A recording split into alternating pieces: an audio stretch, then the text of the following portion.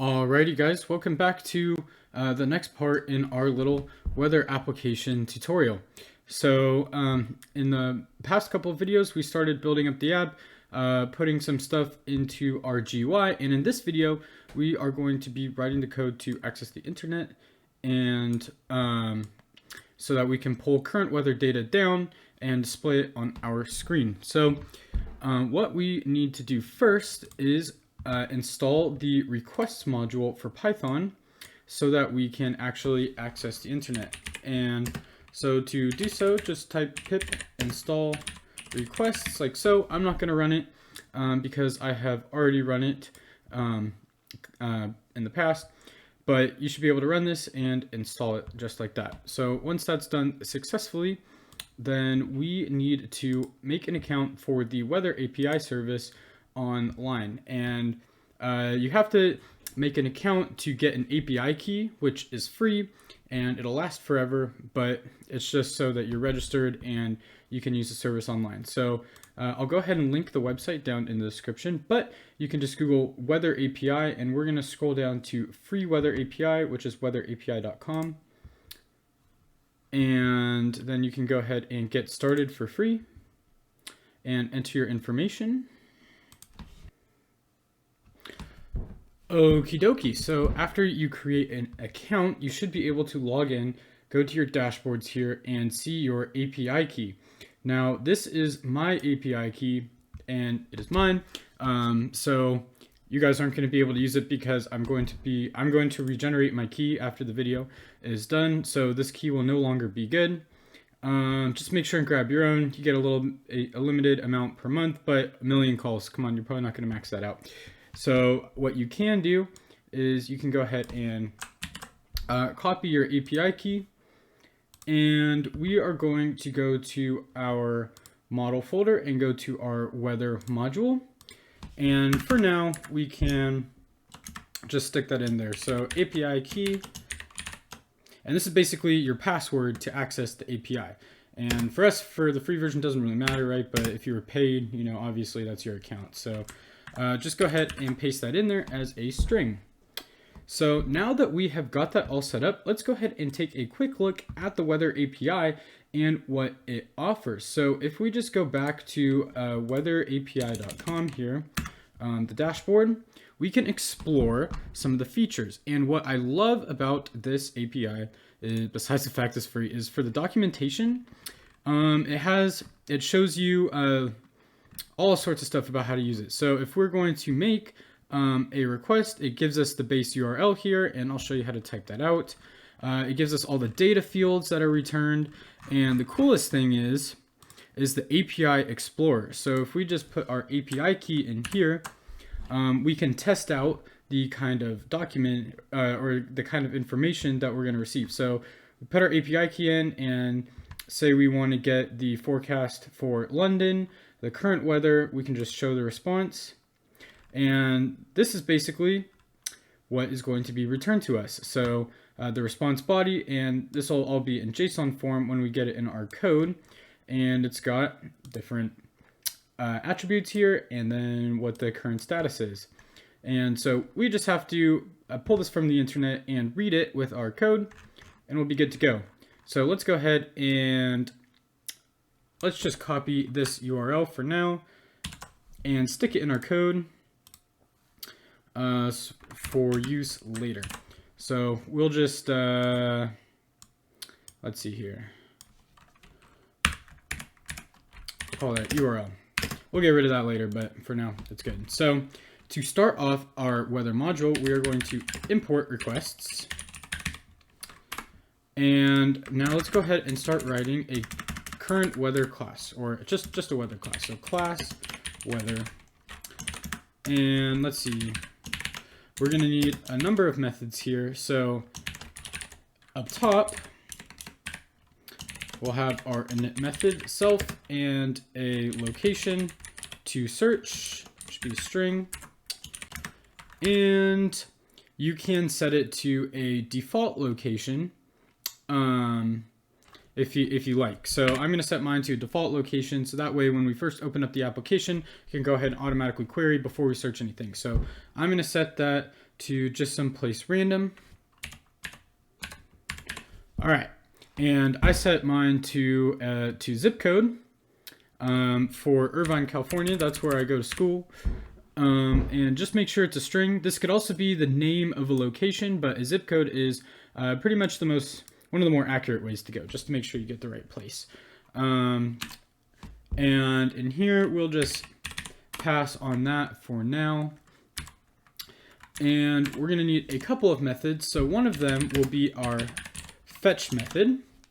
And what the fetch method will do is it's going to actually go to the internet and get our document. And then we are going to have our information. So basically, this weather object is just going to have various methods to return strings of data. So for example, we'll have a main function, or kind of the overhead here, which will just be get data. And we'll give it a type.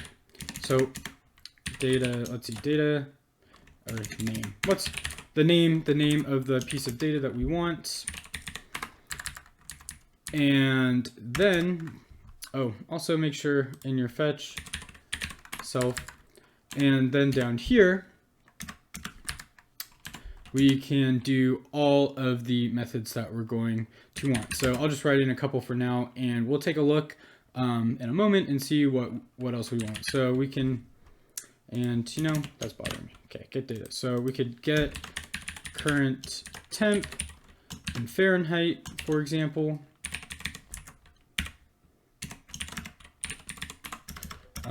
And def get current temp in Celsius, for example.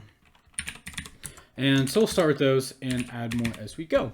So now, what is the deal with the URL? Well, there are a couple parts of the URL, and they would be, so the base part of the URL, which is HTTP API, weather API to v1.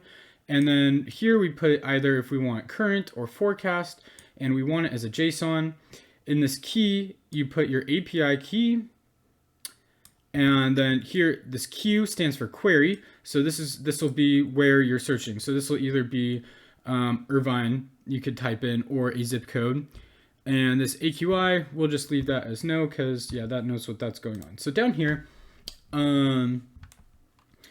so to this fetch method, we are going to pass in the location.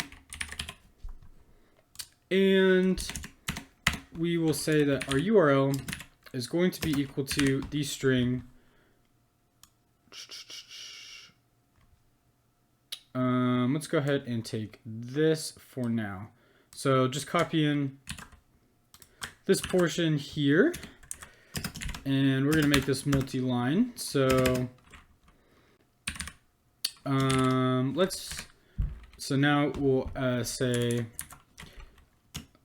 key equals, and then we'll put API key in there, and there's no spaces in here, and then ampersand Q is equal to location.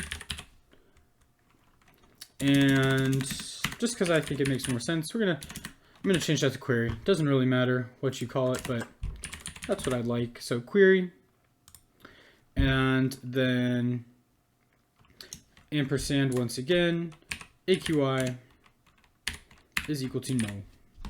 Okay, so there is our URL. And simply to get the data into our program, we will just say self.weatherdata is equal to requests.get URL. So that'll just fetch it for the internet, and let's return that as a JSON. And so by returning it as a JSON, it's actually going to return it as a dictionary. So self.weatherdata is a dictionary. And so up here, we can say self.weatherdata is just an empty dictionary at the beginning. And one more thing for safety's sake, because we're querying the internet and that might not always work, and we don't want to break our program if it doesn't work. So we're just going to say try this. And in the case of an exception, we'll just say self.weatherData is equal to that for now.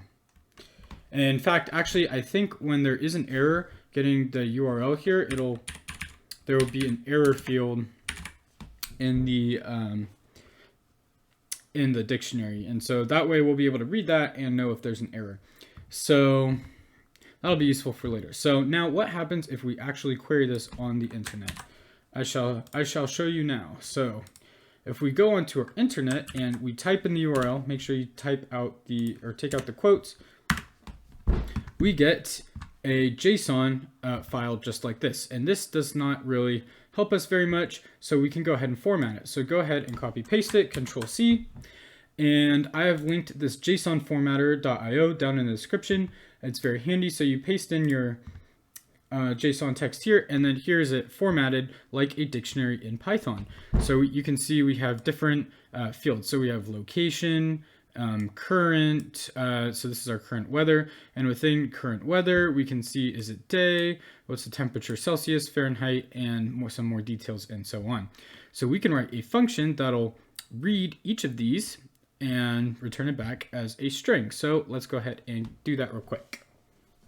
Okay, so what we'll do is, if you can see here, if I can look just at this side, so we have this dictionary and we have this location area and this current area. So let's actually go ahead and change this get data. So we'll get location data, and we'll write another one that is get current data, and the name of the attribute. So this will just go into our weather data, which remember is this dictionary here, and we'll say data is equal to self.weatherData location, and then we'll get the name.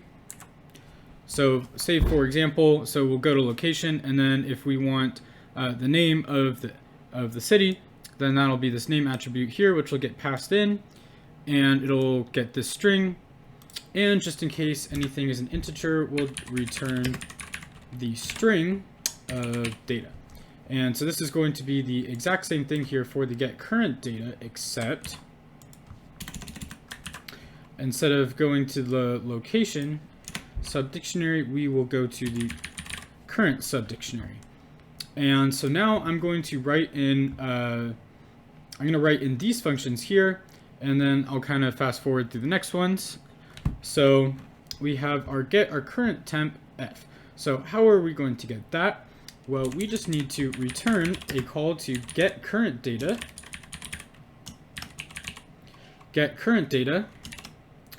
of, and I just realized what the heck I typed pass up there. That is definitely incorrect. We need to have self and self. So get current data, and we need to pass in the exact field that we want to know. So we put in temp underscore f. Temp underscore f. So that'll be able to search it up in our dictionary. And yeah, that's pretty easy. Make sure we type that in there. And so this is basically rinse and repeat for any piece of information that we want. So say for example, we want to get the name of where we're at. So we can say def get city self return get location data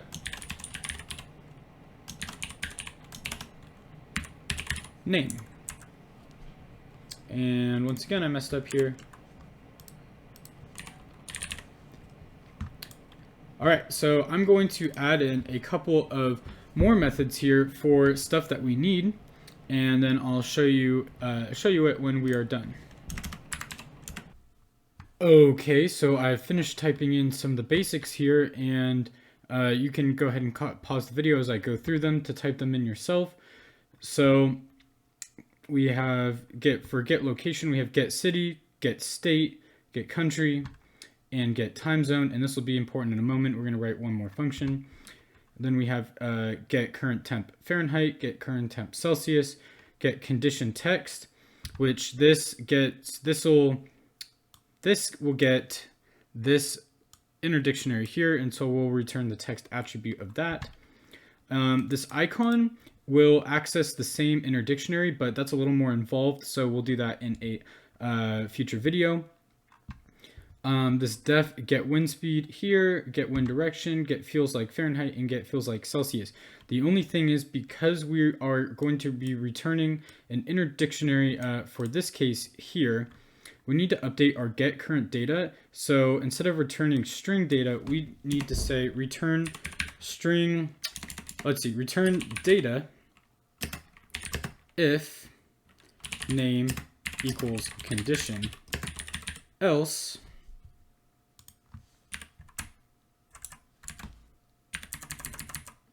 return string data, or else string data.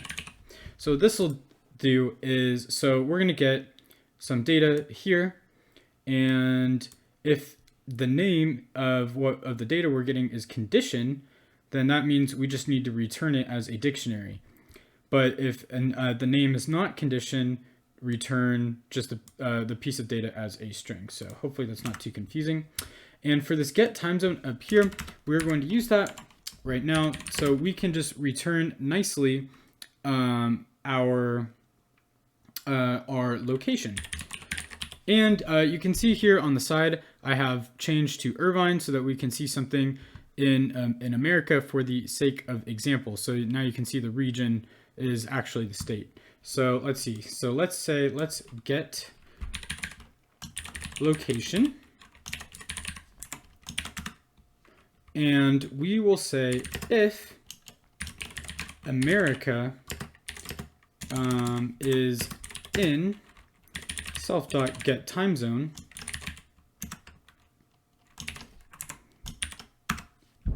then return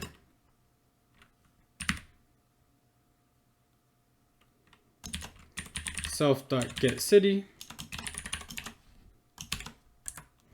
comma, and make sure your string's all correct here, comma, space, self.get state. Otherwise, return f self.get city. So that part's the same. Space self.get country. And the reason why we distinguish this difference here is because, and why is that throwing an issue? Okay, is because, so say for example, for Irvine, which is a location in California in the United States, we have our time zone, which says America, good. And so we can return Irvine, California, because here in the United States, that's how we, that is how we read our city names. And I don't know if that is always the case in other countries, but say for example, in the London example, if we return that, we would get London, City of London, Greater London, where really I think it's better to say London, United Kingdom. So tailor it to your fancy, but you can see here, America is not in here, so we'd return London, comma, United Kingdom for that case. So hopefully that is also not too confusing. So now that we've gone through and written this whole thing, and we'll get the icon in a future video, let's just go ahead and test this out real quick so I can show you guys if it works. So let's go ahead and head to our main.py module, and we're just going to do some testing. So for now, we'll just say from a model.model, or let's see, model.weather, import weather. And this is bothering me. The name of this Python file should be lowercase. Just convention, inconsistency. So import weather. And we will disable this controller main for now. but we can say that weather, or W, is equal to weather. And so now let's just print W dot weather data. Oh, and there is one more thing here in our init method. We want to call self.fetch. And that is so that as soon as the object is created, it goes to the internet and pulls down the data. So let's go ahead and see if this works for us. So this should just print out in the console. Awesome. So you can see that that has printed our JSON dictionary into our console so that we can use it. So now let's try something else like w.getLocation. And this should be, oh, that's the name of the function. Make sure you call the function. And this should be Irvine, California. Yes, there we go. Okay, so now let's see our current temperature in Irvine in Fahrenheit. Probably should be nice today. Yeah, 71 degrees today. Where I'm at, certainly much warmer. So there you go. So that is our weather class, at least the beginnings of it here. You can definitely get rid of this URL at the top now that we have that. And in the next video, we will be connecting the weather class to our GUI using the controller. And remember, I'm going to delete this so it'll be no good. And so make sure you create your own, leave any comments down below, and I'll see you in the next video.